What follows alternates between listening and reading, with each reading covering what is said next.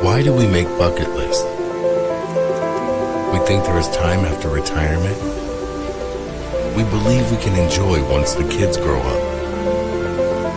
We think there will be more savings tomorrow. But tomorrow may never come. We don't see the clock ticking.